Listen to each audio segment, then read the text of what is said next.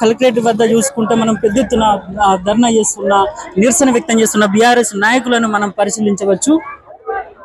So hello విద్యార్థి చెలో collectorate అనే పిలుపులో భాగంగా విద్యార్థి నాయకులు, బీఆర్ఎస్ నాయకులు, అలాగే వివిధ కాలేజీల విద్యార్థులు భారీగా తరలి రావడం జరిగింది.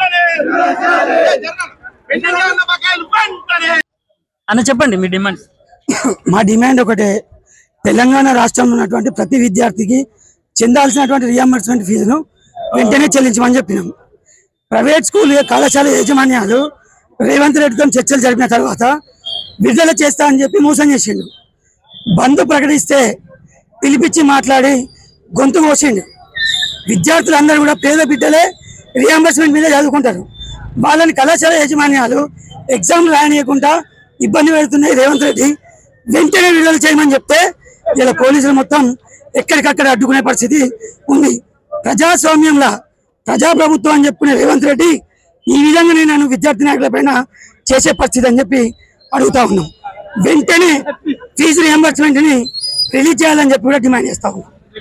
అజయ్ కుమార్. గత ప్రభుత్వ హయాంలో కూడా అసలు ఫీజు రియంబర్స్మెంట్ విడుదల చేయలేదు. దీని మీద ఏమంటారు? 100% గతంలో రిలీజ్ చేయడం జరిగింది.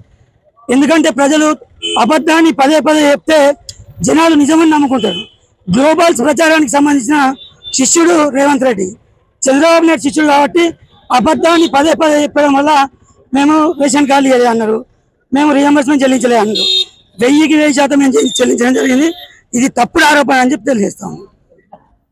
అయితే ఇది కరీంనగర్లో బీఆర్ఎస్ నాయకులు భారత రాష్ట్ర సమితి విద్యార్థి విభాగం ఆధ్వర్యంలో చేసిన నిరసనని పోలీసులు ఎక్కడికక్కడ వీళ్ళని అరెస్టులు చేసి తరలించడం జరిగింది. తెలంగాణ ప్రభుత్వ నిరంకుశ పాలనకు విరుద్ధంగా వెంటనే ఫీజు రియంబర్స్మెంట్ విడుదల చేయాలని చెప్పేసి డిమాండ్ చేస్తూ వీళ్ళైతే ఖచ్చితంగా ఫీజు రియంబర్స్మెంట్ రిలీజ్ చేసే వరకు మా ఉద్యమం అయితే ఆగదని చెప్పేసి వీళ్ళు కరెక్ట్గా చెప్తున్నారు.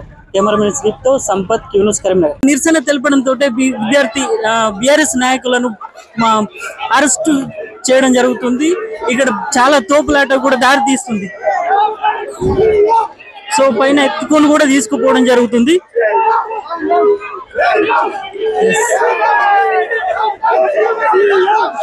సో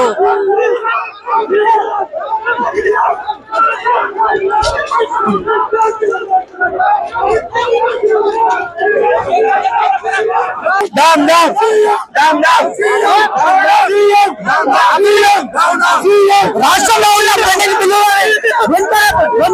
విడుదల చేసి విద్యార్థులందరికీ న్యాయం చేయాలని తెలంగాణలో మొత్తం విద్యార్థి లోకం అంతా కూడా కలెక్టరేట్ లో ముట్టడి కార్యక్రమాన్ని నిర్వహిస్తున్నాయి. రానున్న రోజుల్లో ఇలాగే కలకండి కొనసాగుతాయి. యావత్తు తెలంగాణ సభలో మధ్య ఇల్లందరినీ కూడా ముట్టడించి ఫీజు రియంబర్స్మెంట్ విడుదల చేసేదాకా మా పోరాటాన్ని కొనసాగిస్తూనే ఉంటాయి. తెలియజేయడం జరుగుతున్నాయి.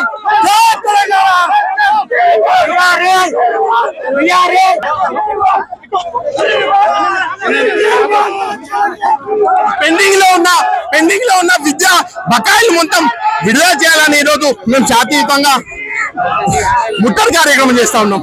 దీన్ని వాళ్ళు అడుగడుగున అడ్డుకుంటా ఉన్నారు.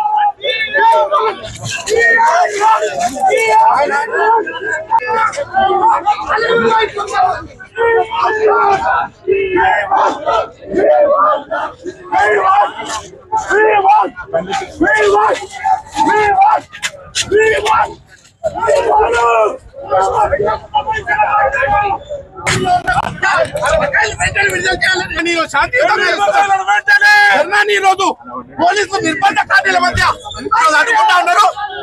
ప్రభుత్వం వైఖరి